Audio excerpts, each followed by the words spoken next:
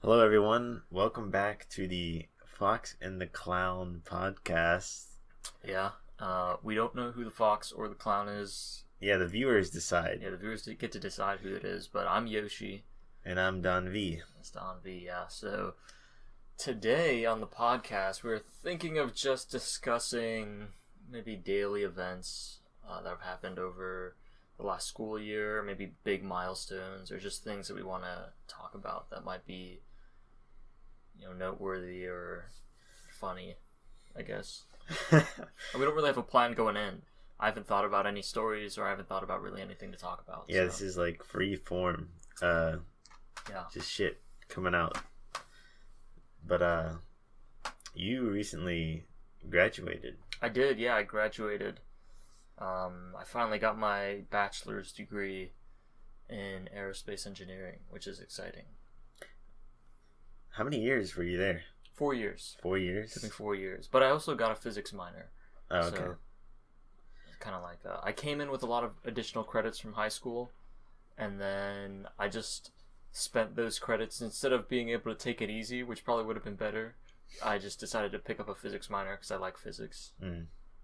I actually, I didn't like walk across the stage, but I got my associates finally. Oh, nice. That's awesome. I think I got my associates in fine art and just art because of some some complications. Some complications. I was unknowingly to me.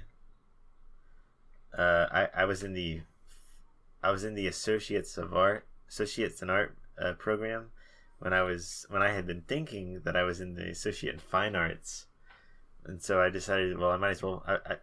I'm halfway done with this. I might as well finish the associate in arts as well.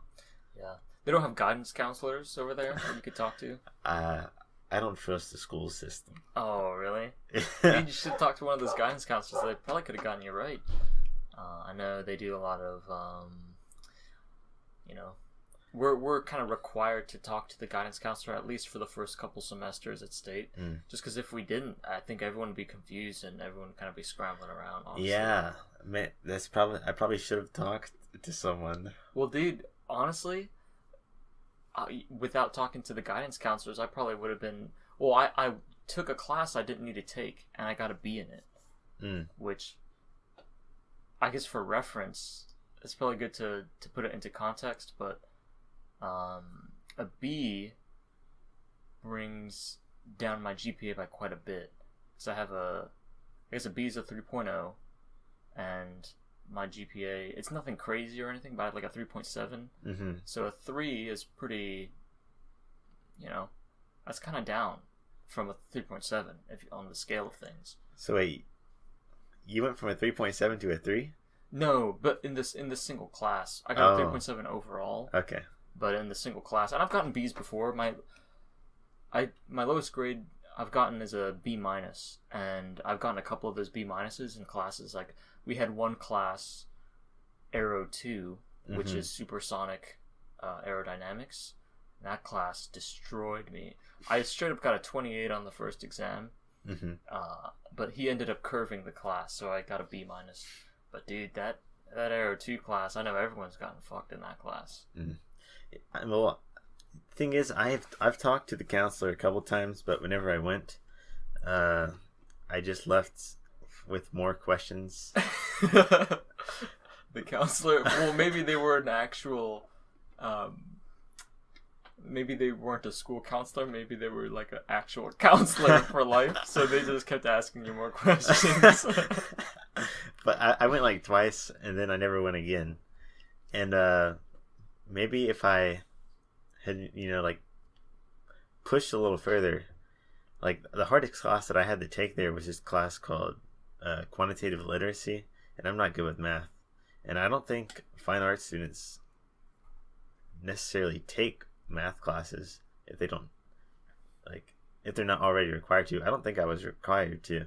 I think that was just like associate in arts thing. Okay. But that class fucked me up.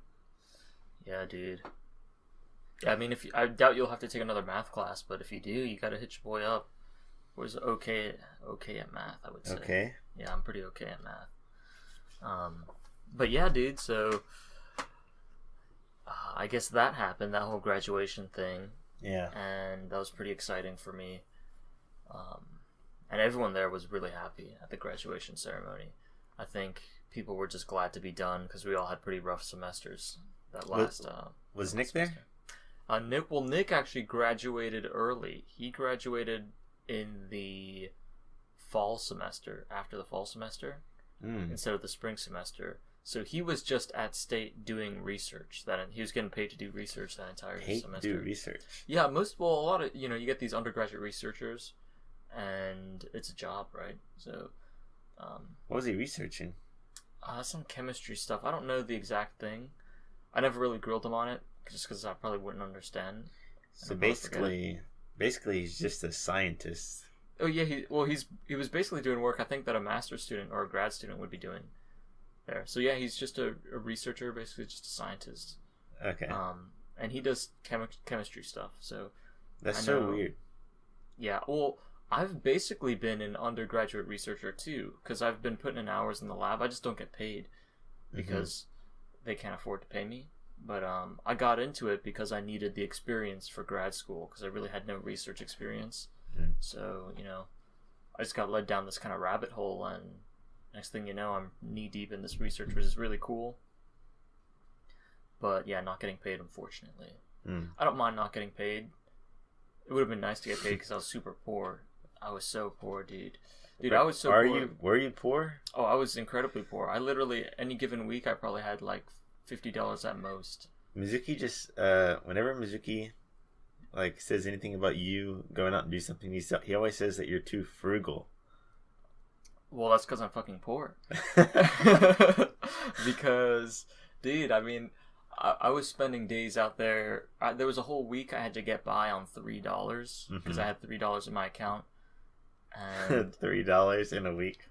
Well, yeah, I had a store of food with me, but I was literally like, if I saw some food in an event, like that, sometimes, yeah, dude, I take it.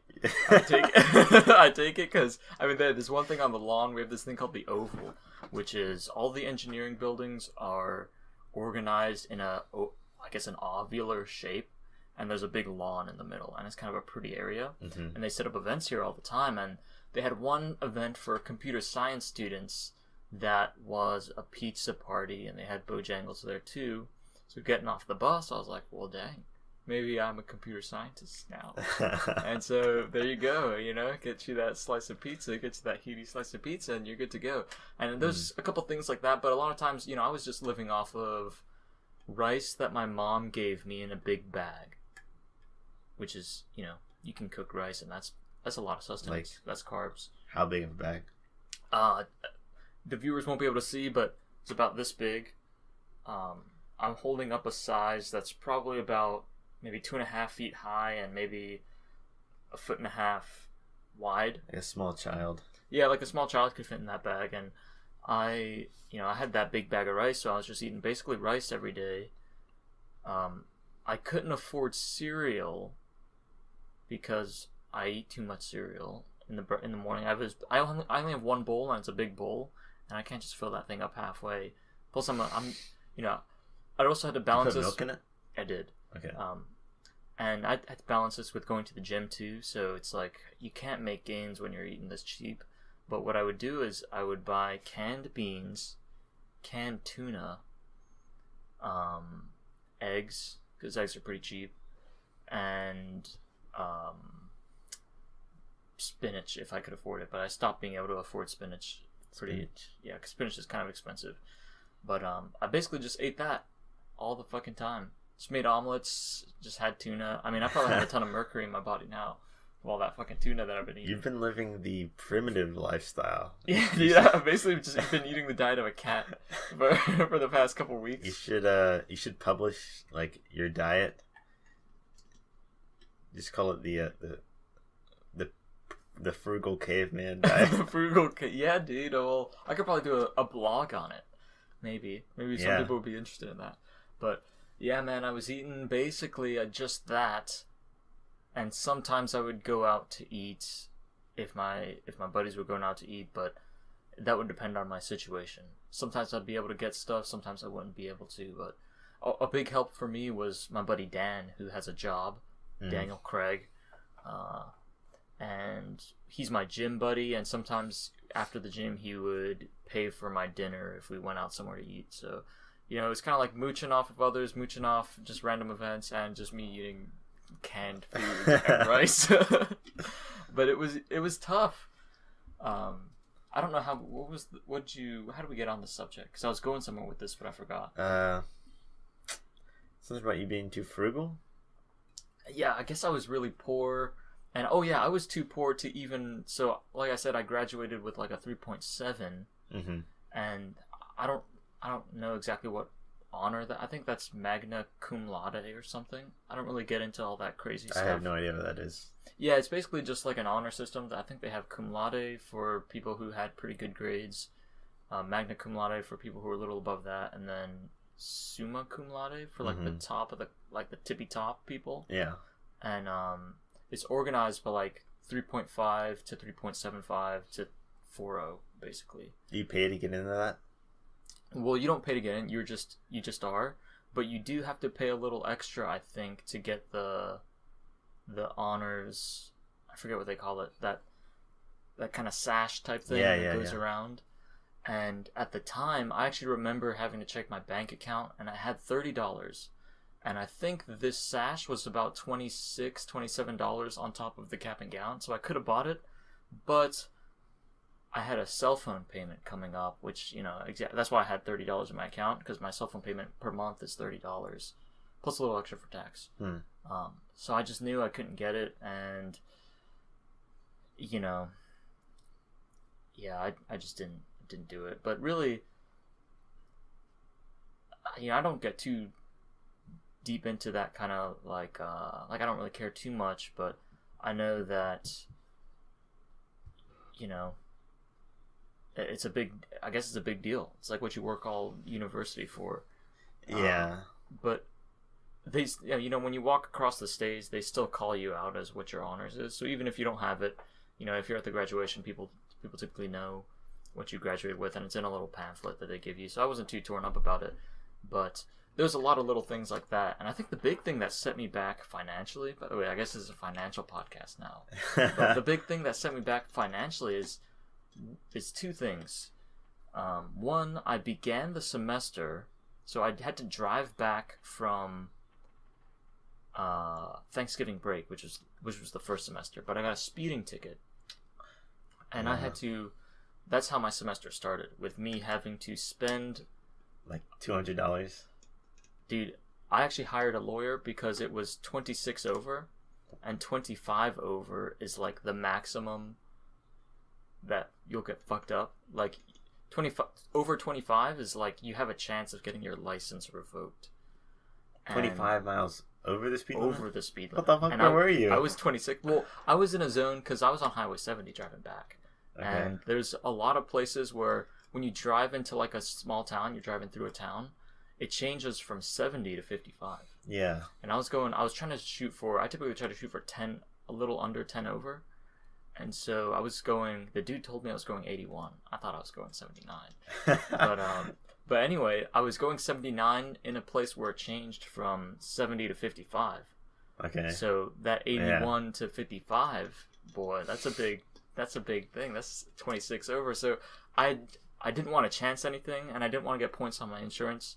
So I called this attorney. Funny story, when I went to meet the guy, he was also from Newport, even though I got my ticket in Kinston, and we were in Kinston. Yeah. He was also from Newport, so he liked me off the bat. Do you know what his name was? No, I don't. Okay. But he has, I don't even know the law office, I forgot, because it's just people's names. Mm-hmm. But I can tell you later if I still have my emails. Well, But, how much was the ticket? So the ticket, when you pay a lawyer for that type of traffic thing, you pay them a flat rate, and then they take care of everything. So you don't have to pay the ticket. They use the amount you give them for the ticket. But I had to pay them $475. But I think it was worth, because I think if I went myself, I probably would have gotten points on my insurance, which over the long term would have costed a lot more than this.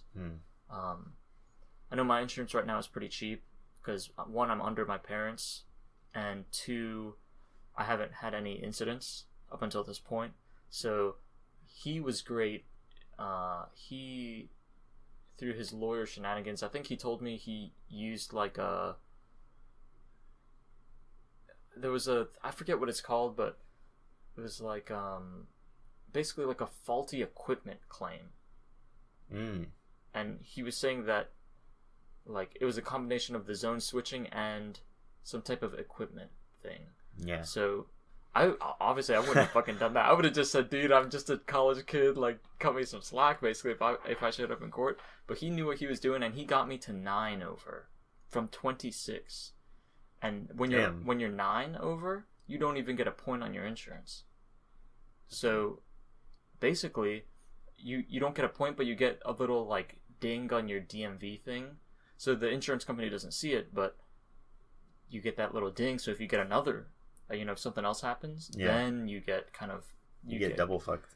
You get like 1.5 fucked, I would say, because it's just a little extra. But yeah, I'm really careful about that type of stuff now. Like typically I try. Well, maybe I'm the same because I typically still go about like 9 over. I try to shoot for 9 over, but I'm a lot more vigilant about police officers and about speeding or about the speed limits. Yeah, I don't normally. I don't go above like 5 over. But I did get a ticket that one time when I was on my way home from the movies. I forget what fucking movie we were seeing. I don't know, but I was on my way back home. I just dropped you guys off, and I was cruising like 25. This was at like 9 o'clock at night, down like a school zone. Oh, the one on Chatham? Elementary school. They love to get people there. I think they literally just get people there because they have a quota of people they need to meet per month. People say that. I don't know. I like to think that that's not the case because like police officers are supposed to be. Because they need to make money for the city. Yeah. And the state. So the way they do that, fucking getting people. That's a huge. They're on the prowl, dude. Yeah, that's a huge source of income for the city and the state. It's actually probably one of the larger ones, I think, personally. Because how else are you getting? I mean, obviously taxes, but how else are you getting people? Everyone speeds. Some people gotta take the fall. Yeah, some people just are in the wrong place at the wrong time. Like, I think I was legitimately caught because I was going 26 over. But in your case, it was 9 o'clock at night in a school zone, and that was like his argument that I was in like the school zone, and I was going like 5 over the speed limit, and I had to pay. Supposedly, I would have had to pay like 230 something, but like I had a court date, so I showed up at the court, and they just dismissed it like right off the bat. Well, first of all, I think he was lying to you because at that time of night, like no one's at school. Yeah, no one's at the school. I thought the school zone. I thought fines were only higher during school hours, and like a little after school hours, because they have those signs, and they're like, I know I've read them. It's like fines higher if between like 8 a.m. to 9 and between 2 to like some other time. I think you're thinking of by the middle school. I don't remember seeing one of those signs by the elementary school. Maybe the elementary school is just like that. Yeah. So I don't know, but I know I've seen those signs around, like Raleigh especially. They've got those windows where you're really not supposed to speed. But yeah, that sucks. I know Michael Carr has been caught at that school zone quite a bit. Demon. Yeah, he's got a couple tickets under his belt even before he got out of high school. So, really? Oh yeah. Well, cops would stop him, but he would get off scot-free a lot because a lot, I think one way or another, he's in the ROTC crowd. Yeah, it would be communicated that his father was a military man too, and he's in the ROTC. So the cops are like, okay, he's a good kid, we'll let you off. But that would happen a lot. If I wanted to, I wouldn't be able to catch him anyways. Yeah, he's too fast. But well, Michael Carr, legend has it, one day a cop was trying to pull him over. Equipped it in his own right. Yeah, really kind of like Sonic the Hedgehog. He literally jumped out. He put his car in neutral, jumped out, started pushing it. Cop couldn't catch him. Whoa. Yeah, dude. That's the legend, dude. The legend is that that's powerful. He's basically like a fucking if you ever see the Iditarod that happens in Alaska with those huskies out there, dude, that's what Michael Carr is. He's one of those huskies just mushing out there, reverse mushing. Do you know how long the Iditarod is? Oh, it's long as fuck, dude. You know how big Alaska is?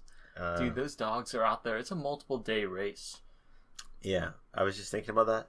I'd be terrified to do that. I feel like there's so many bears out in Alaska that just want to tear your ass up. Well, I'd be terrified that the dogs... Or the cryptids. Well, they'd probably realize. The dogs, you go to sleep at night, the dogs realize, wait, why the fuck are we helping? Why the fuck are we pushing this guy? You wake up, your dogs are gone. You're out in the middle of nowhere. Or they've just turned on you. Or they've turned on you. Dogs are pretty loyal, but you never know out there in the wild. They might convert back to wolves. The wolves might be talking to them at night, be like, dude, why are you doing this? They're trying to convince literally them. no reason, yeah. But it's a cool race out there. Yeah. I heard a little bit more about it when I was in school. When I was in I guess middle school and high school, I guess we might have learned a little bit more about it. But that Iditarod they have out there, it's pretty unique. Mm. I know they don't have a lot of that type of stuff in the mainland of the United States, just because you can't imagine that, right?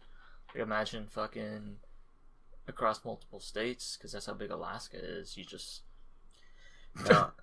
racing. I guess you couldn't even race a sled. You'd have to get like a legit car, maybe, get those dogs to pull it. A small car, like a Fisher Price maybe car. I would like to compete in a race. Okay, well, so in JoJo's Bizarre Adventure, in one of the parts, is, by the way, for reference, JoJo's is a show. I've never really watched it. Maybe I'll try to explain it as someone who doesn't know anything about it, and then then you really explain it, because I think this will be kind of interesting. But I think JoJo's Bizarre Adventure is about this lineage of people who are these JoJos, and they are they're not reincarnations of themselves, but they are a bloodline that a lot of shenanigans happens in this bloodline, and they've got kind of mystical powers of sorts. And these powers kind of change from generation to generation based on their surroundings, I guess. But a lot of these strange folks, they're out here doing, crazy, crazy things. Like, they're punching each other out. Well, actually, no, they have spirits. Killing each other's dogs. Yeah, they've got spirits too, right? Yeah. That like to punch each other as well. And they have magical powers, kind of like superheroes, but yeah. They just do bizarre things. Yeah, basically. But in one of the newest parts, part 7, it's about a race across the United States, starting in I think maybe California or something, and ending in New York. Oh, going across the mainland. Yeah. Okay. If I would love to compete in a race like that. That sounds really fun, because you'd be traversing all different types of terrains and stuff, and you wouldn't necessarily be freezing your ass off. No, not necessarily. Yeah. Only in the mountains if you went through some states with mountains, but that'd be it. And not even all mountains are like that. Some of the Rockies are. But yeah, that's I'll be kind of doing a mini version of that, I guess, because I had to drive out there to Utah. Oh, yeah. But it won't be a race. I'll be taking it slow, because I really don't like driving for long distances. Why don't you just take a train? I'll have too much luggage. Yeah, you're fucked. Yeah, I'll just have to do that, man. But I'll try to stop by. I think I'll try to stop by certain areas, pull off the highway. I know they've got kind of weird things out in those random states, I know they have the biggest corn on the cob out there. If you pull off the highway, I know they've got the Field of Dreams or whatever. There's field. I don't know if this is anywhere near you, but there's a desert somewhere out there that has metal statues just sitting in it. It's really cool. A desert? That might be in maybe New Mexico or Nevada? Maybe. Somewhere out there? I know that's kind of like the desert area. But I'll be kind of close to there. Utah's right next to Nevada. Mm-hmm. And I think New Mexico as well. I think New Mexico's south and Nevada's to the west. Just watch out for the drug cartels. Yeah, well, I'll have to watch out for those Mormons out there. Oh yeah, that's true. Yeah, Utah. Isn't there like a plantation type kind of thing? Plantation. Well, there's like some sort of Mormon like city out there. Well, that's the city. That's Salt. I think that's Salt Lake City, or maybe that's I think I'm thinking of something different. Oh, oh no, I know what you're thinking of. You're thinking of gosh, I know the city is basically the Mormon capital of the world. But you know what? 60% of people who live in Utah are Mormons. Oh no! Of the entire population, the majority of people. I like how we're saying, "Oh no." Yeah, well, no, they're great. They're nice people. They're just normal people. Well, I met a couple Mormons while I was there visiting. One of my shuttle drivers was Mormon. Oh yeah, that's right. You did go there. Yeah, and he was a pleasant guy, but he just seemed. He had this aura about him that, and not a negative aura. Not a negative aura, okay. But it was something like... You could tell something was up? I could tell something was up. It was like an aura of someone who wanted to tell you something. if that makes sense. Like, it always seemed like he wanted to tell me something, which I thought was weird, but he was very nice at all times. Was he quiet? Oh, he was talking all the way there. Okay. He was talking about being Mormon. He was talking about donating 10%. He was trying to ease his way into it. Yeah, he was talking about donating 10% to the church. He was talking about going to church, because this was at 4 a.m. because my flight was early. He was talking about, he was, he couldn't wait to get off work early so he could go to church with the kids. Did he ask you what were your religious beliefs? No, he didn't ask me, but I think he was just trying to really make being Mormon sound really nice. Or he was just very enthusiastic. Probably just the latter. He's very enthusiastic about being Mormon. That's kind of creepy. You think, like him driving around trying to convince people to be Mormon. Well, yeah, if that's the case, it is a little creepy. I think he was just legitimately a happy guy who, when you're a Mormon, like, think about it. If you're a Mormon, for him, that's not a hobby. That's basically his hobby. That's basically what he does. He's Mormon. Well, it's more a lifestyle. Yeah, like some people are runners. Some people like to run, and if I had a runner, maybe he would talk to me about running, and I'd be able to talk to him about running. If I had a rock climber, he'd talk to me about rock climbing. But this guy, his hobby basically is being Mormon. So that's what he talks about. He's a Mormon, so he talks about being Mormon. And it was, I'm sure I met other people there who were Mormon as well, but they just didn't let me know like this guy did. He was very vocal about it. Probably because he was more intensely Mormon than the other guys, if I met them. But yeah. At least he wasn't Jehovah's Witness. Oh, dude, Jehovah. Imagine if there was a state with Jehovah's Witness 60%. Dude, your door would never stop being knocked on. It'd be like, holy fuck, dude. You probably had to get a new door every year. Dude, imagine that, dude. Just knocking throughout the night. Yeah, you just hear fucking knocking. You wouldn't be able to sleep. Whoa.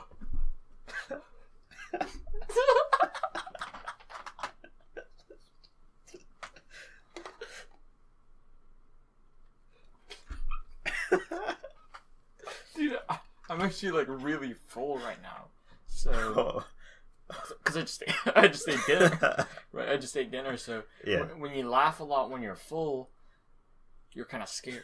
You're on the edge because you never know if something might come up. But yeah, dude, there's Jehovah's Witness guys. I mean, they'll.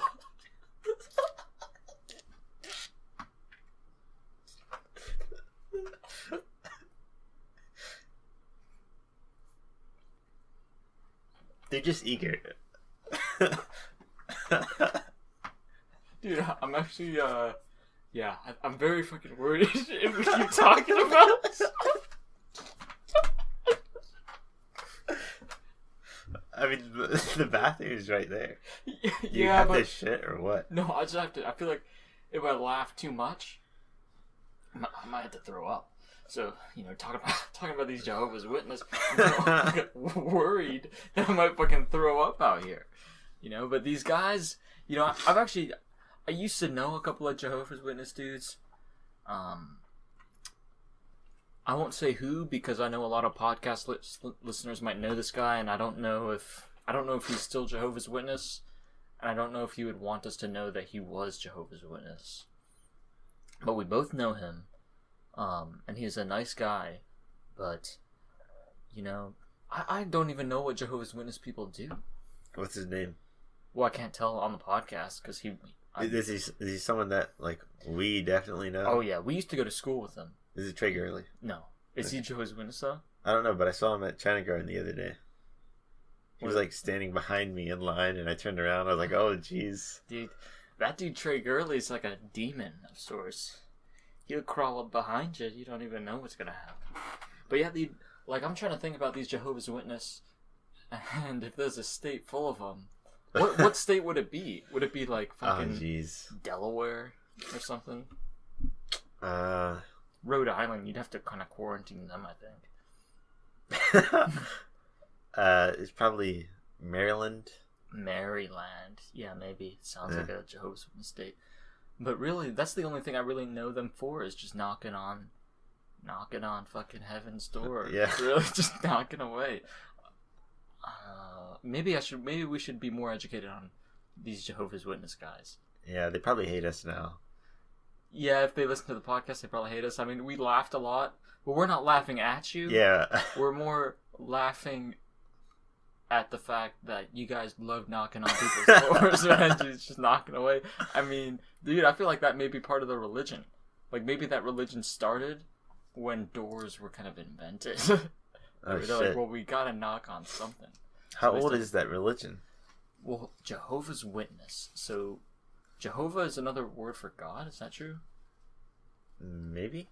I feel like it's a Hebrew something for God. But maybe these Jehovah's Witness, they saw God. Like, all these other religions, they don't claim to have seen God. They claim to have seen reincarnations of God in, like, Muhammad and Jesus and things of the sort.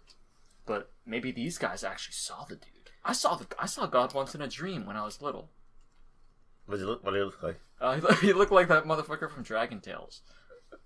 That kid? Well, no, not the kid. Like, it was in a really minor episode. It was just like a leprechaun-looking dude that was jumping around. And I remember seeing him in my backyard. Okay. And I remember thinking, the first time I saw him, he was in my digestive system, directing all the food. In your digestive system? Yeah, dude, is like telling the food to go down a certain way. And then that's how I knew he was God, because who else would have the capabilities to do that? You know, God is what gives all people life. If he exists, and he would be the only one who would really be able to direct that food, I think. So once I saw him there, and then the other time I saw him in my backyard just floating around really big as that dude from Dragon Tales. So, inflated. Yeah, so that's why I thought it was God. Maybe it wasn't God. Maybe I just thought, maybe now that I think about it, I have no reason to believe that's God. That's just some dude that I saw in my dreams. But yeah, I thought I saw God, so maybe that's what Jehovah's Witness people, because, well, that's just using context clues. I think the Jehovah's Witness people just walked in on someone using the bathroom. So now they knock every time before they enter a doorway. They knock every time. I know they like to knock, yeah. Yeah. So yeah, maybe they like to witness too. They witnessed something. They did. Why would they? Yeah, that's weird. But so you're gonna be going to Ohio? Ohio, Utah. fucking Utah. I will be stopping by Ohio on the way there because I have a buddy who listens to the podcast. Yuki. Well, I was talking about Connor. He's gonna have an internship out there. Oh, really? Yeah, so I'll be stopping by out there to visit him one day. I know it's a little north, it's a little out of the way, but I figure, hey, I can stop by a friend. And then I'll just be heading out. Over there. So it'll be interesting. Well, I've been questioning whether or not I actually want to go to ECU, transfer to ECU, because what I want to do, I don't necessarily think that I need a further education to do. Yeah, that's true. And so I don't know, it could just be a giant waste of money.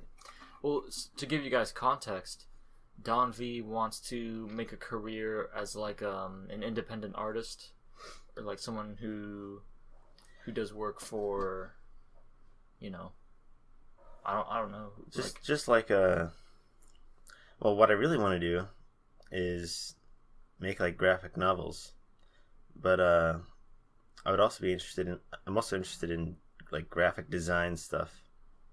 One of my bosses, he's trying to. Well, he's been trying to get me to do some logos for his company, and basically, it's like Salt Life. Yeah. Mm-hmm. It's not Salt Life. It's Okay. like, it's Salt Life, but like way less known.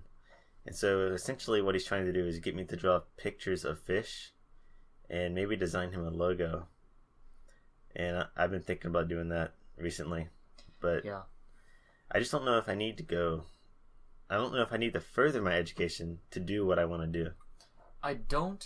I'll be honest, and this is coming from someone who, spent a lot of time in university to get a good degree. Like, think about an aerospace engineer. Mm-hmm. You can't really pick up those skills or that knowledge outside of a university very easily. Yeah. But for what you want to do, it might be better. It sounds like you already have, because you got your associate's degree, you already probably have a good knowledge base there. And the only thing that you would gain from going to a university is if they taught you how to use certain software or if they taught you certain techniques. Yeah. But you could honestly, there's a lot of resources out there. Like I know Skillshare. Sponsored by Skillshare. Yeah, I wish we were fucking sponsored by Skillshare. I know If a lot only. of folks are. But, I know like Skillshare, I always see their stuff, and when people advertise it at the end of these videos, sometimes they use graphic design as one Yeah. of those things. And I know, like, I learned graphic design in high school. I Did you? learned, for my senior project, I used a lot of Adobe Illustrator to make logos. Oh, okay. So I know that's vector art, and it's not really like Photoshop is more for like pure arts, I guess, and Illustrator is really for logos and text and stuff. Yeah, if you're like designing a logo for someone, you would use Adobe Illustrator, but you can like transfer between because they're like Yeah. Adobe products. Mm-hmm. Yeah, they're like part of the Adobe Cloud. Mhm. But yeah, so I'm pretty familiar with that. But even that, I didn't learn through a course or through any school thing. I learned that straight up from someone who knew how to use that Yeah. skill. And I think if, there's a lot. For me, I don't know, because I'm near the art community, because I have the art and design community, but I don't know much about it. I have two sisters, one who does paintings and sells them herself, so she's an independent artist, and then my younger sister is in the School of Design at NC State, Mm-hmm. and she's sold her, some of her works before. So I don't know a lot about it, but I've been kind of surrounded by it, and from what I've picked up, like my sister's in school because she gets to learn animation techniques and she gets to put herself through kind of like grueling design challenges. Akina is the one that's like, She's a design student now. yeah, okay. But from, just from being around it, I think that really it's about knowing your way around sources of getting exposure, getting like your art out there once you have the techniques and the skill set down. Mm-hmm. And you can get those skills in any number of ways. So for artists, you can go through a lot of different venues, I feel like. And that education is really expensive too. If you go to if you try to get your bachelor's degree, I'm sure some of Yeah. your credits will transfer, but it's definitely something to think about. I can't tell you to go one way or the other because I'm sure you know better than me, but Yeah, I've just been thinking about it. Mhm. A lot of stuff in the fine art field you can just figure out on your own. But Mhm. there is like probably software stuff that you need to learn from someone, yeah, because it's quicker. yeah. But other than that, that's what I'm doing right now. I actually took the last semester off to work. Oh yeah. I know you've been working out there. That was a combination of just me forgetting to apply because I was already thinking like, do I want to go? Mm-hmm. But yeah, I've been well, I don't know if I told you this, but the place I was working actually shut down, and so I had to get a new job. working for the same person, just at a different place. Yeah, you told me this. Yeah. Okay. Talk about the Ordinary shut down. Yeah, the Ordinary shut down. It's supposed to be opening back up. They're supposed to open up this week, and I was supposed to work, but they didn't fix it in time, and yeah, I just didn't have work all week. So these, by the way, these places are seafood places. For you guys that don't know, we live kind of by the coast, so it's a big business here about these restaurants. Like fishing is a huge. I wouldn't say it's a beach town; it's more a fishing town, Morehead City, right? Would you agree? I'd say it's about half and half. Might be about half and half. You kind of get both type of folks there, but it's a real, fishing is pretty big here, and as a result, these seafood restaurants, we've got a lot of great seafood restaurants here. So, they're constantly opening up. And what's your favorite restaurant, like seafood restaurant? You know what? Because, well, my mom cooks. We never go out to eat. Yeah. My mom always just cooks. Okay. So I've literally never had, even though we live close by a lot of great restaurants, because they're expensive and because my mom always cooks, we never really, and because my parents don't speak very good English, so they don't like going out to eat at places where you have to communicate with people, because it's kind of more difficult. I'd like to take them out now because I could as a kid, they're typically they're the parents, so they should be communicating for the family. With the adults and stuff. But now that I'm a little older, and now that I feel like I'm basically or I will very soon be completely independent, it's I could do that for them, and I could take them around to nice places once I get money.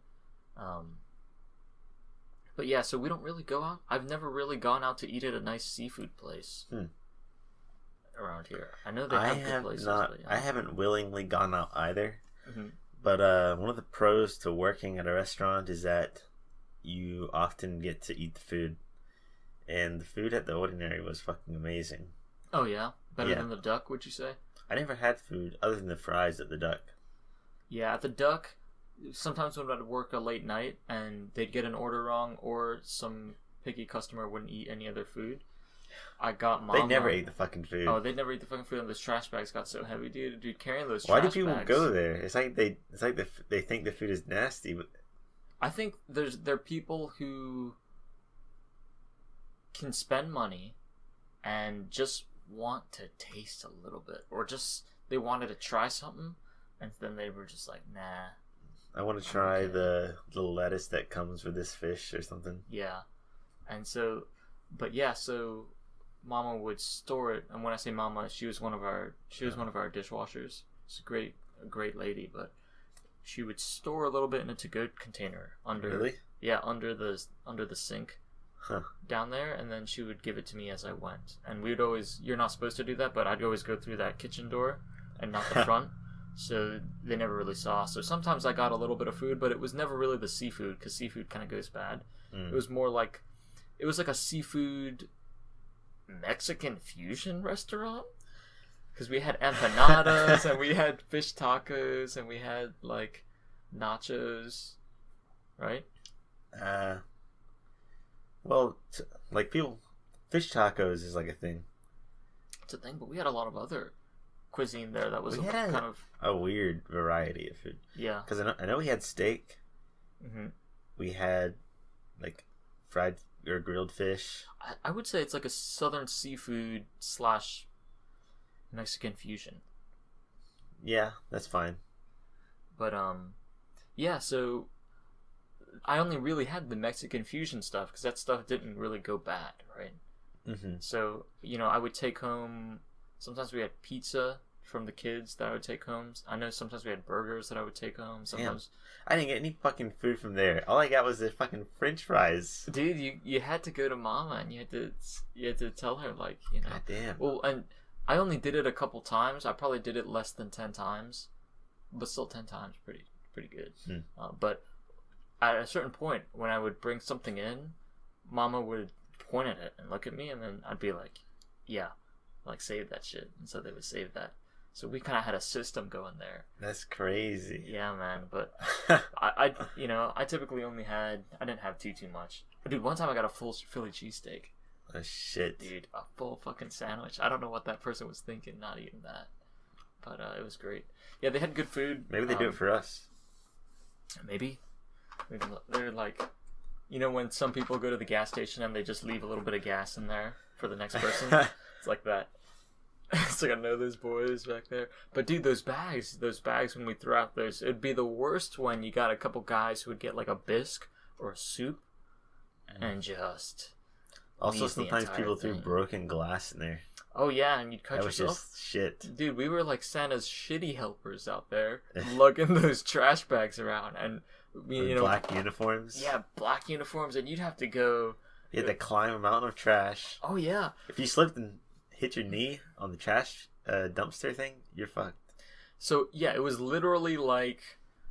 Sometimes you would be able to open the side of the dumpster and put it in. Yeah. But 90% of the time it'd be too full. So you'd have to throw it over the top. And you can't throw... Or I can't throw. We're bus boys. We can't throw our own body weight, like... Yeah. Literally like 100 pounds. 5 feet above our head. 100 pounds, you've got to launch it with some air. Mm-hmm. And that's impossible. So one thing I would do is I would climb up halfway on the dumpster, pull the bag up, hoist it, kind of like imagine power cleaning a spherical object while you're balancing on a dumpster. That's what I would fucking do to throw the trash over. And the worst would be when people would fill it with liquids. Oh no. And you'd get, you know, you're using your hands and your fingers on that scale are basically needles. So you've got to really round out your fingers, and if you don't, you're puncturing straight through. That liquid's coming down at the bottom of the bag.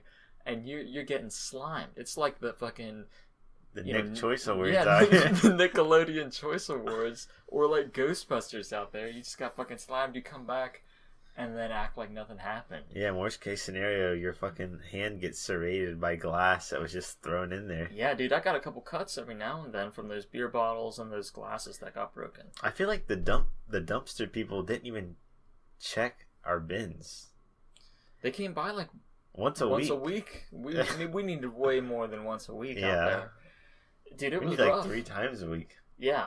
So, you know, we'd be out there, and I think if you go to a restaurant like that, like, if you ever come down to Morehead City, North Carolina, or any really fishing, you know, beach town, go to a local restaurant and look at the busboys, look at them carefully. I bet you never really looked at them carefully. Yeah. You never really paid them any mind. Yeah, you'll start to see some... fucked up kids. Yeah. You'll see some kids with slime all over their shit. One kid's probably got like a fucking missing eye. Dude, he's probably got, you know, in the back of his shirt, he's probably got a little fly orgy going on back there, and he's got all sorts of shit going. It's going down, dude. Because I know, dude, I would open that dumpster when it was empty, and it would be a fly orgy in there. They'd walk in, they'd be like, "Oh, everyone's, you know, scatter." You know, someone's found us, and they didn't really like being watched, I don't think, because I'd open that thing up and they'd be all over me.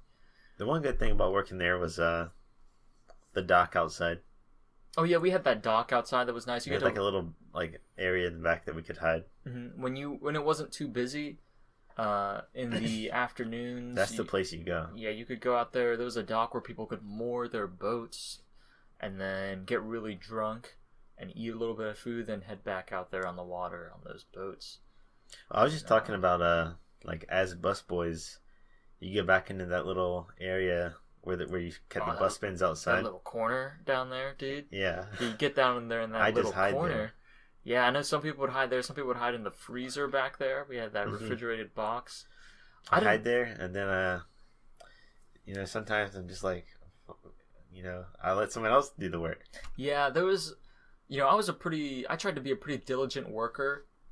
So I typically wasn't hiding back there too much, but sometimes there's literally no work out there in the afternoons. There's like 2 people eating and they're both in the middle of their meal, and they don't want to see a busboy. They don't want to see this dirty fucking heathen little fucking shit. Little peasant out there fucking collecting shit. The thing is, like, if you were working with another busboy, you would usually relegate someone to inside and someone to outside. Mm-hmm. And if you're lucky, your area would not be full, but you were still expected to go out and help.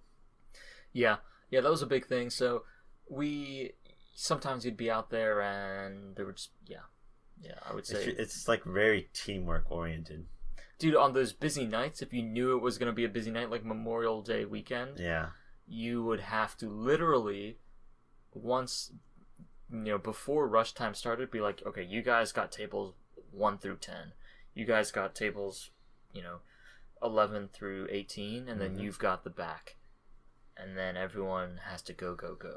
And if one person doesn't pull their weight, literally not just the busboys fall apart, the entire restaurant falls apart.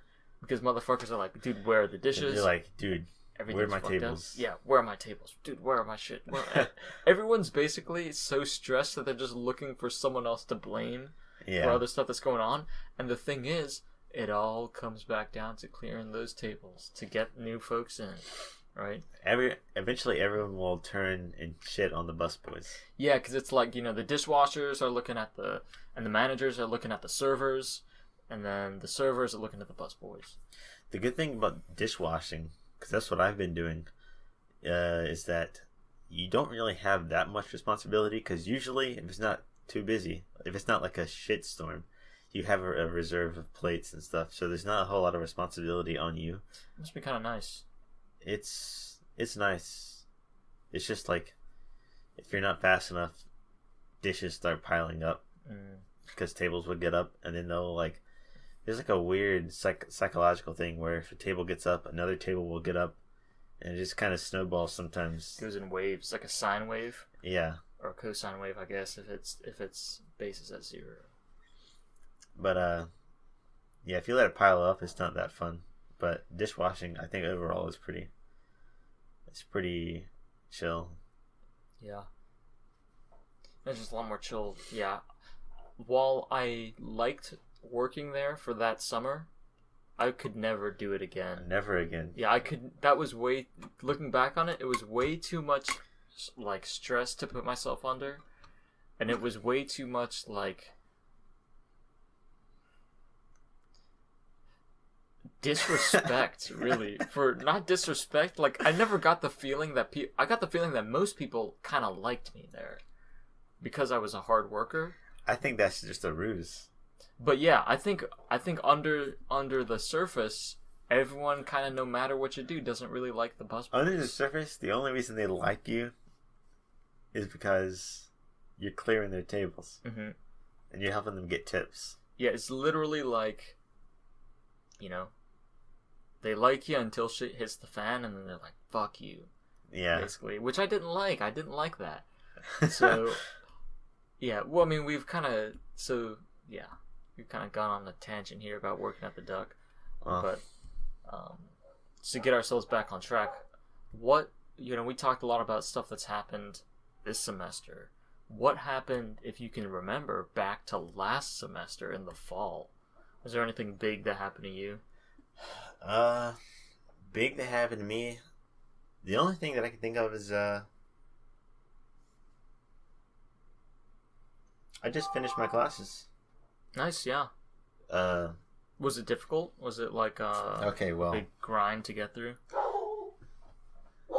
Hang on 1 second. The biggest grind, or the biggest problem with being an art student is that you have to save all of your work, because if you're trying to, like, a lot of colleges want to see a portfolio. They want to see like where you were, how much you've progressed, and like what you're capable of. But the thing is, I completely neglected that. And so, well, not completely. Like, I kept my favorite pieces, and I think that I produced a decent amount of them, but only about half of what I needed. And so I had to go back and just like, either I had to make new stuff to go in my portfolio, or I just had to like pull together some of the like not my favorite stuff. Like a lot of my favorite stuff is charcoal oriented, and maybe ink and like printing. But I had to just throw in a bunch of 3D stuff that I'm not that good at and that I didn't like. And then on top of that, you have to photograph. There's a specific way that the teacher wants you to photograph all your stuff, and you have to compile it onto your website, and the teacher will review it. Like you have to ask permission to use.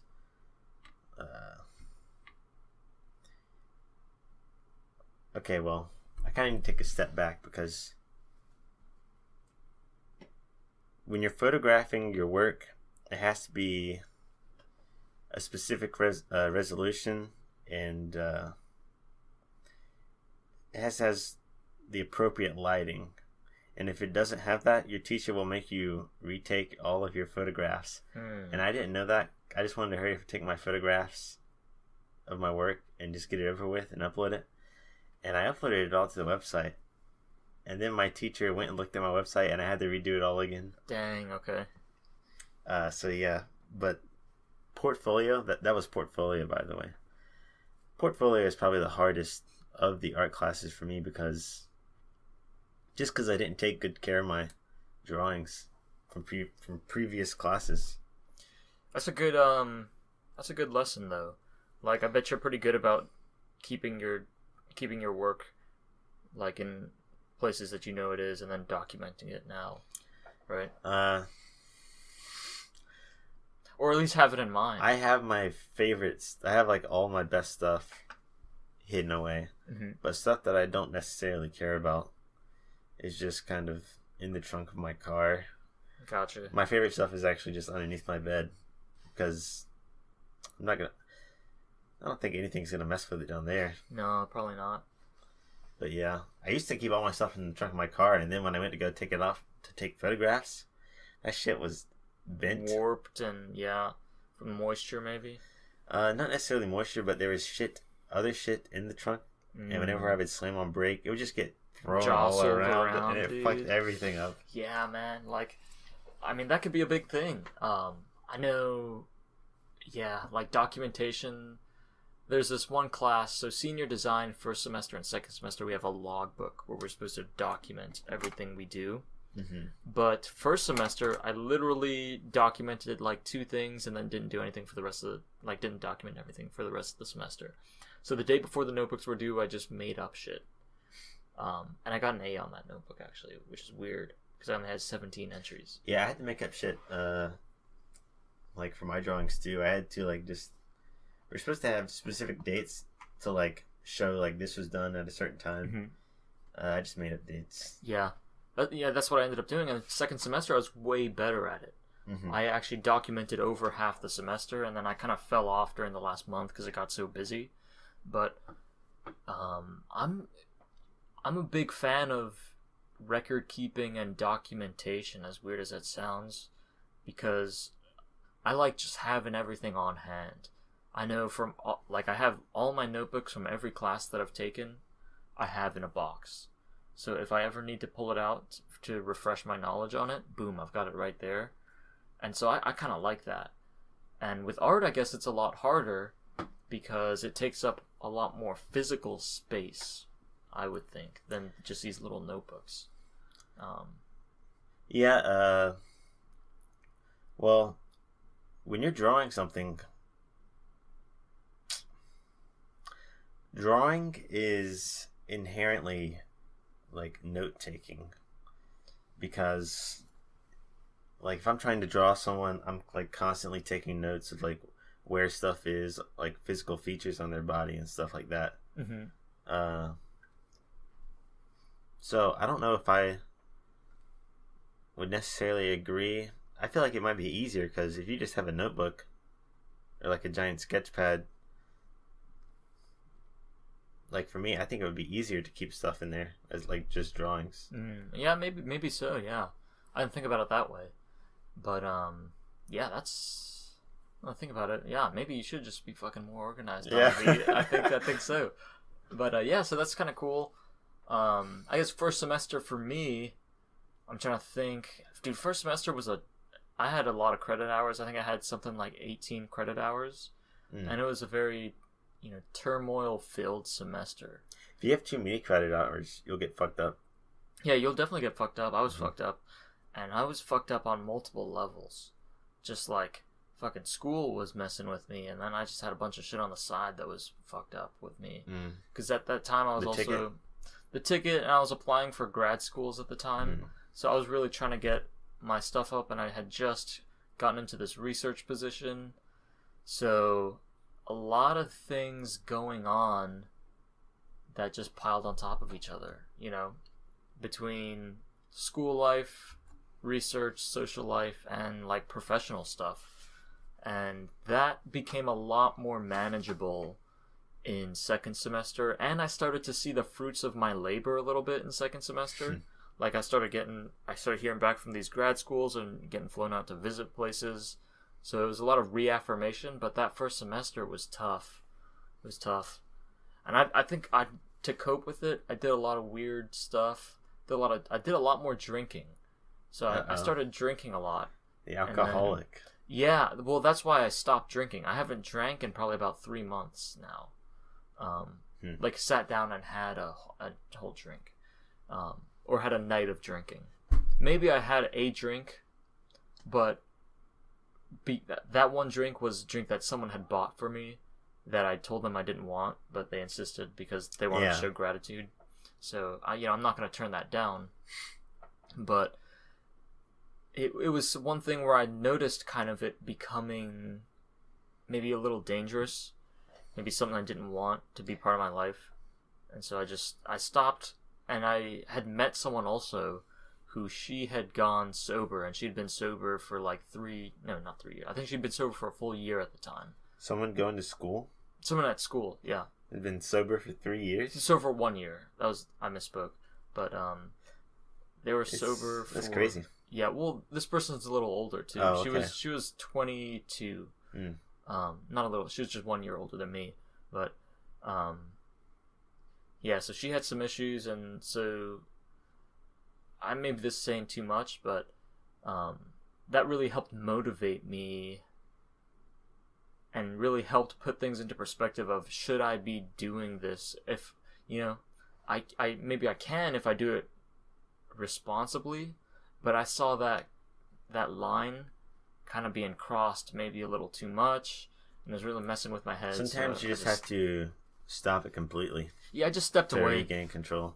And at that time, I was also getting a little bit more into fitness, and a lot of times that beer and those drinks, those like kind of sweet alcoholic drinks are... There's raspberries. Yeah, they're empty calories. They're a lot of sugar and they're a lot of carbs, and they really don't do much for you. So that's why people get beer guts. Yeah, it is. It is disgusting. So there were a lot of reasons why I kind of stopped that. But first semester was tough. I was drinking a lot more, and I was just kind of depressed. But I had a lot of schoolwork, and I don't think it was all bad. I think, dude, honestly, and let me know if you agree with this, but probably moments of like real hardship put things into perspective, and they change you. You have to change, or else you'll always be like fucked up. You'll always be kind of depressed, and you'll always be kind of in that state that you don't want to be in. And then it forces you to change, and I think it forced me to change academically. I feel like I'm a way better student now, and forced me to change in other ways too. So I think that first semester was pretty tough for me, but overall it helped me, helped kind of shape me to be a different type of person. Yeah, there's I've experienced stuff like that. More so in, I guess, recently, because I think a couple semesters ago, when I was just going about my daily routine with school, I didn't really study. Mm-hmm. Well, I didn't do the homework because it's like drawing homework, and basically you're just doing simple tasks repetitively because you want to train your muscles to do the same thing over and over again, or just have like muscle memory. Mm-hmm. And I didn't really do that. And the thing about me and drawing is that drawing is like one of the only things that I'm very competitive in, and just because it's one of the only things I'm good at. Hey, man, that's kind of cool. I never thought about drawing as competitive, but I guess everything and anything can be competitive. Yeah, but I was probably one of the better people in my drawing class, but there was this other person who was like always getting compliments from the teacher. And I was like, you little motherfucker, I'm gonna beat your ass. Yeah, dude. I mean, that's what you want to do. That's what you want.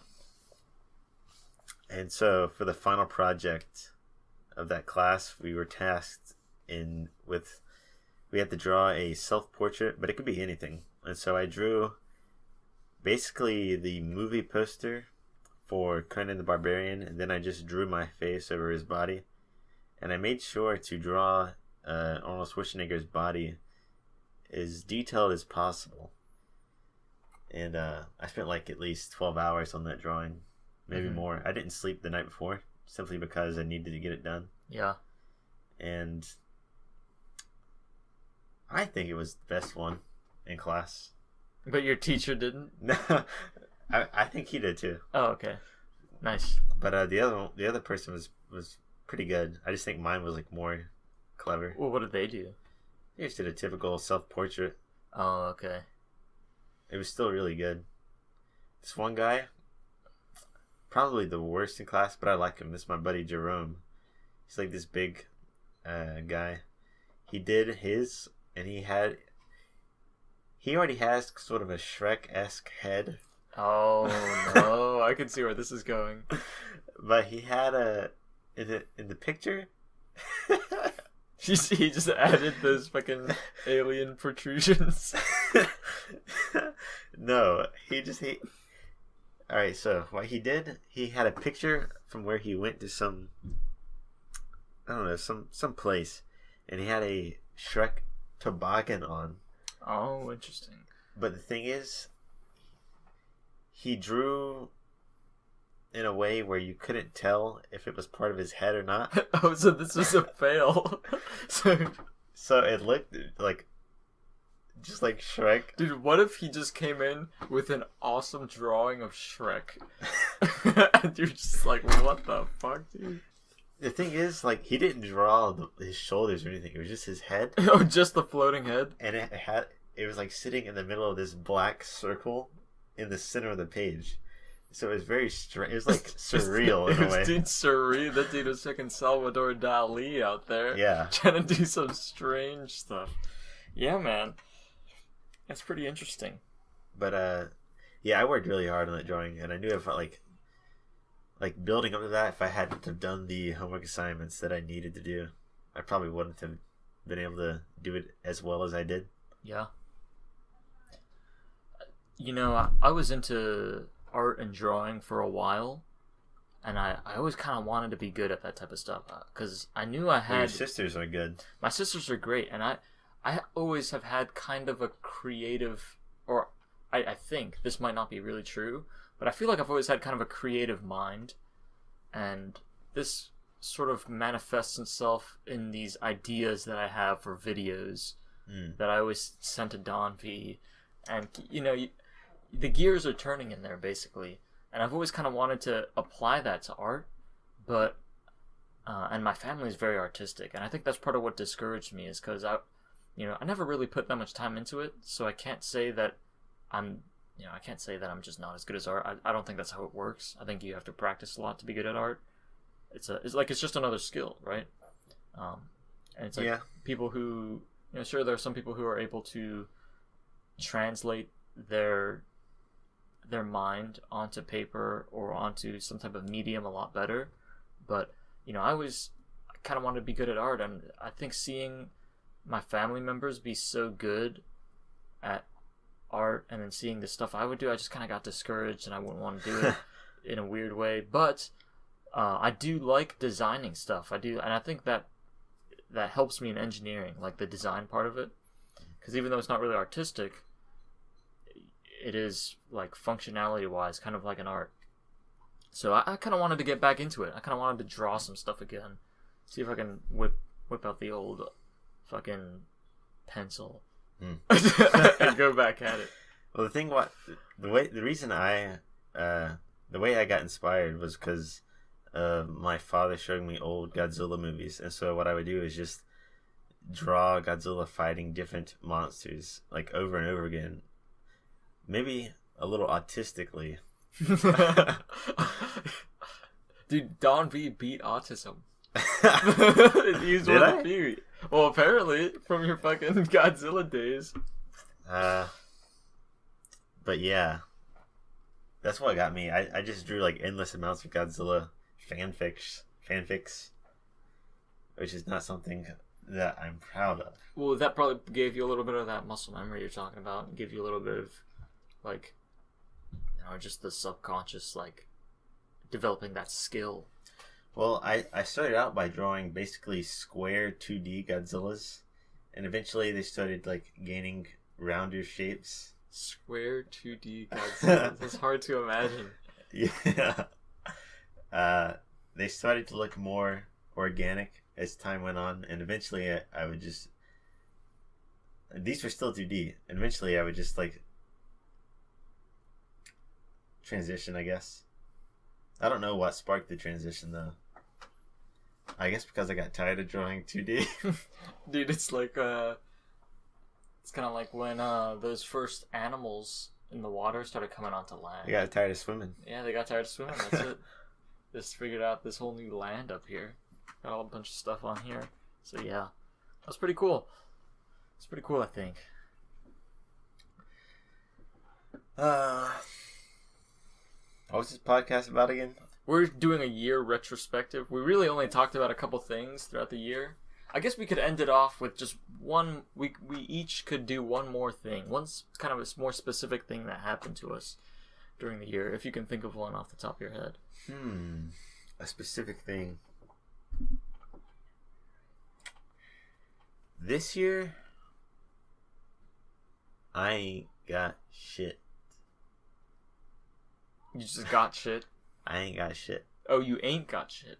Yeah. I'm sure you have little stories, but they're just not coming to mind. Like, Yeah. I can't really think of any one great story that happened to me, but I've probably got a bunch of little ones that if something happens, I could, expand upon. Like, I know... I hate forgetting stories. Forgetting stories? Yeah. I like to tell them to myself in my head so I never forget them. And so I get better at telling them. Like, I know I was telling myself this story about Daniel Vinston from fucking elementary school. You remember Daniel Vinston? I do. Daniel Vinston, for you guys who don't know, he's basically this dude who, a lot of people in elementary school, you recognize them by what they do. Like, this dude, Austin Fountain, was a great soccer player. So you'd be like, oh, Yeah. he plays soccer. Me, I was kind of, ironically enough, people kind of knew me for being okay at art. So people are like, oh, he's the dude who's smart and does art, And they probably looked at Don V and they were the like... dude who's retarded and does art. No, the dude who does art and he's pretty funny, is what I think most people would say. And so this dude, Daniel Vinston, you knew him by basically the shit that would come out of his ass. Whether it be farts like or literal poop. shit. Yeah. Or by... You would be able to recognize him. What I was able to recognize him by, what I started recognizing by his socks and his shoes. What? Because that's when you'd see under the stall, you'd want to know if it was Daniel Vinston or if it was someone else down there. Oh, so. I've told you about the time where I was minding my own business in the stall. Oh yeah, he was in that stall. Well, next no, to you, right? I'm pretty sure I was sitting in the stall. Like, I had just walked into the stall, and Kirby Mills was in the stall next to me. Oh, Kirby Mills was. Yeah. I've got a story about Kirby Mills after, but go ahead. But me and Kirby were just talking, right? Like, stall to stall, because no one was in there. But then, little do I sensed something fierce is coming, and little to my knowledge, Daniel Vincent had just stepped into the bathroom. Oh yeah. And for whatever reason, he comes and sits into... I was in the middle stall, so he comes and sits and wedges me in between Kirby Mills, so I'm in the middle. And Kirby's like, alright, I'm getting out of here. I guess. He made the right decision. And he just left. And then Daniel, because he heard me talking to Kirby, he starts talking to me. Oh, and he's a strange fellow down there in that fucking stall, dude. He could be down there talking about some wild stuff. And I don't remember what he was saying because it was so long ago, and I think I just wanted to get out of there. Mm-hmm. But I wasn't fast enough because he lets out this enormous shart. I don't know what it was. Dude, it's that cavity that comes out. It's like a cave opening up. It's like there was poop, but there was pockets of air between the poop. Yeah. So just like rapid fire, like.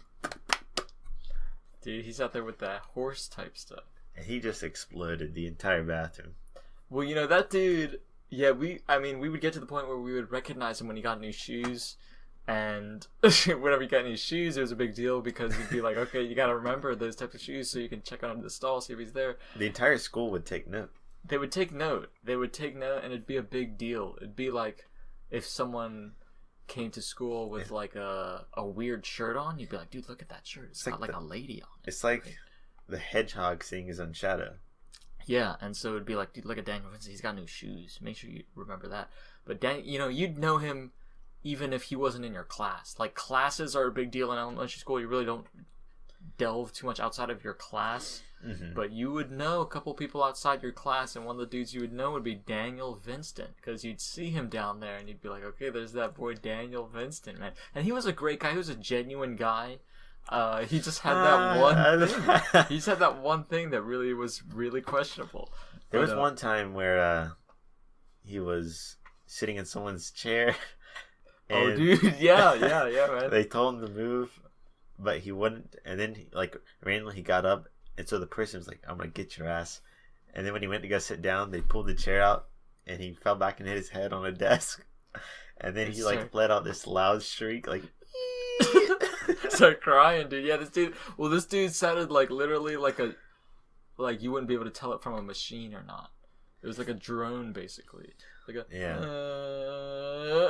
started fucking crying, dude. Yeah, dude. I remember one time me and Kirby, this is the Kirby story, me and Kirby, we had to have these bathroom buddies to go to the bathroom with, basically.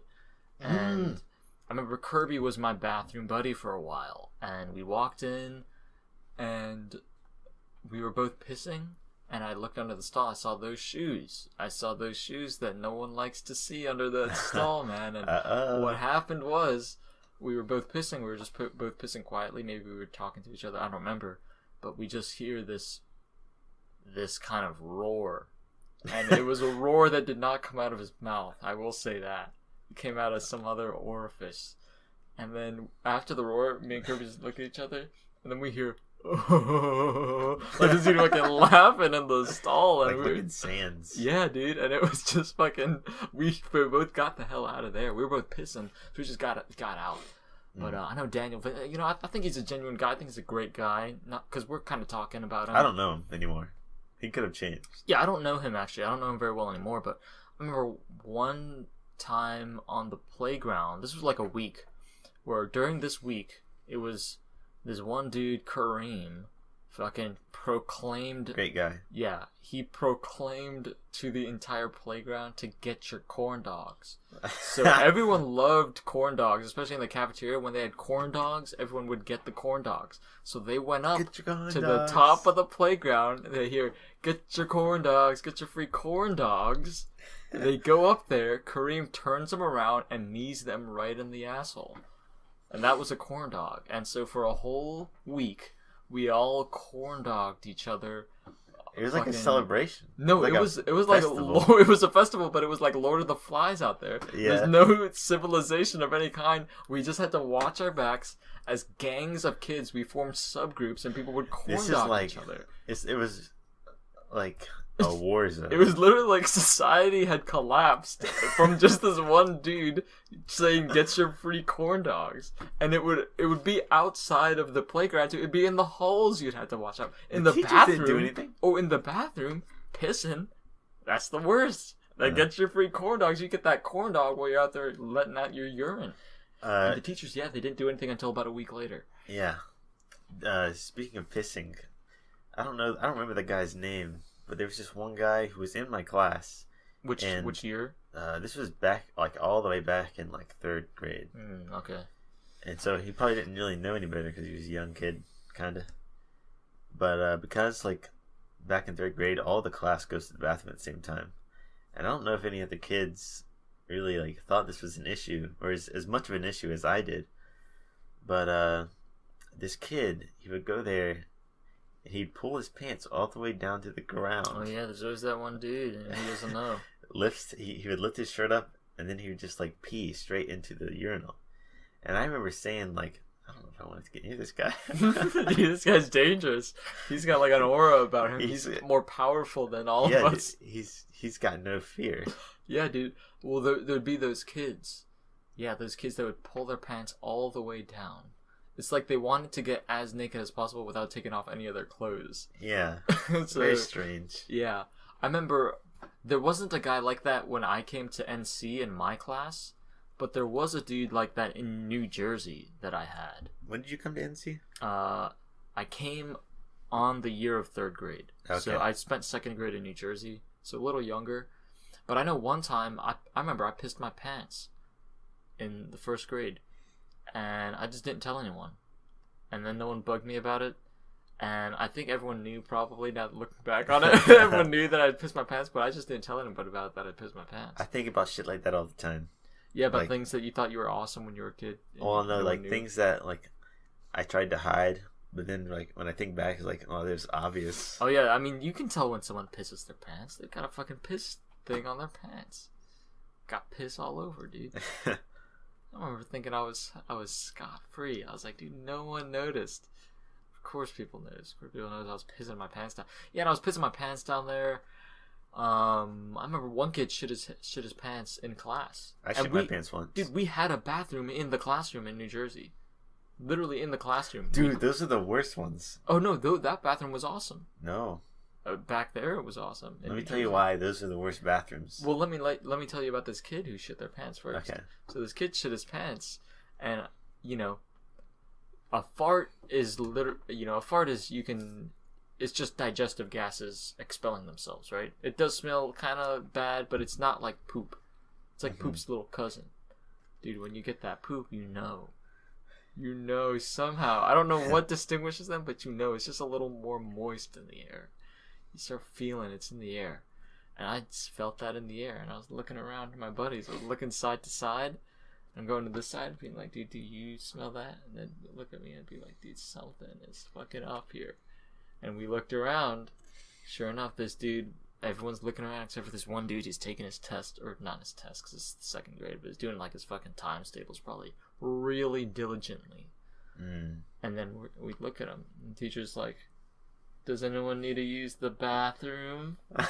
And this kid did not get up, and he just kept doing his work down there.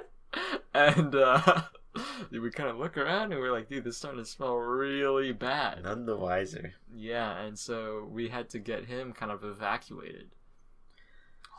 Yeah. And what did that have to do with the bathroom in the classroom? Well, I was saying the bathroom's right there. You don't have to walk but more than 20 feet. So right. he just did it for convenience, I think.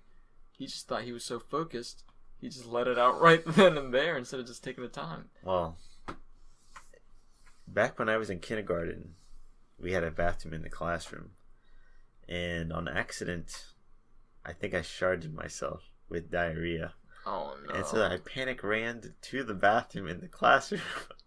You just left a trail of fucking tears over there, dude. It wasn't a trail of shit or anything kind of trail, but I realized when I got into the bathroom, like, okay, I have diarrhea and I've shit my pants.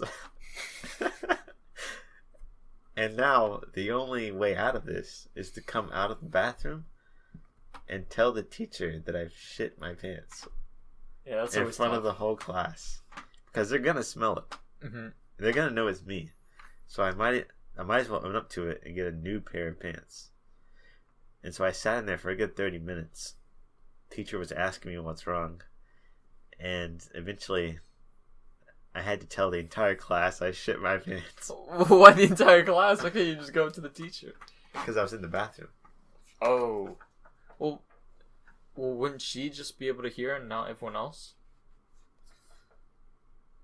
Or did the entire class? Was it just a situation? The entire class heard. Oh, because it wasn't the class is like here, like this square, and then like the bathroom's just like right at the end of the room. Okay.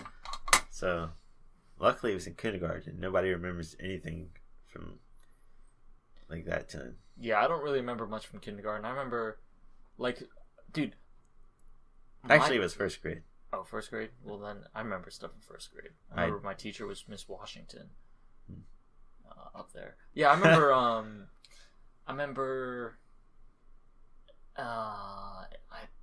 don't remember. I remember my mom telling me that I fought with my pre-K teacher. I fought her because my name was too. I said my name was too long, and I didn't want to learn how to spell it. And all these other kids had names like David that they could easily spell. And I was like, dude, fucking Yoshihiro, fuck you. And I don't remember yelling at her and like fighting her. But my mom told me that happened, and I didn't believe it because I just didn't remember. Literally, I remember nothing from that. But I don't remember much from kindergarten. I only remember graduating kindergarten because I got a big puzzle box.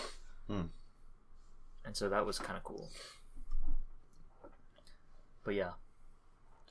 Well, we really didn't. We just talked about elementary school and pre-K instead of fucking first semester. A story from first semester. Well, I mean, I don't think it matters that much. Yeah, I don't think it does. I think what I could do is just kind of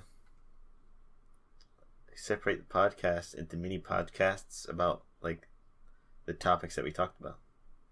Well, do you think we should upload this one to experiment with a longer podcast format? How long is this podcast? I don't know. We could check. I think it's gone over a little over an hour, hour 30.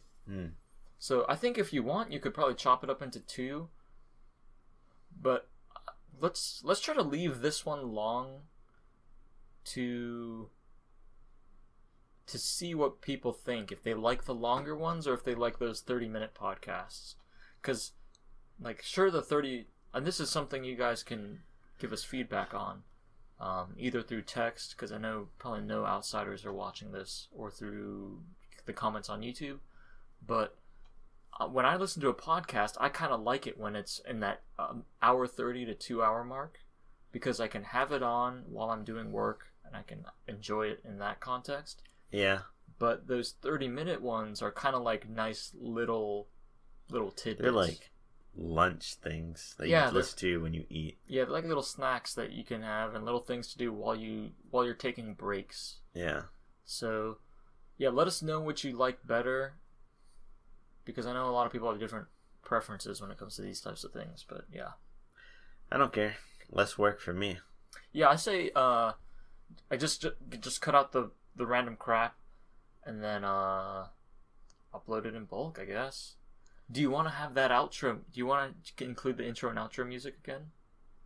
That's fine. Okay, yeah. I say The we keep that. circus I say we keep that as the theme. Okay.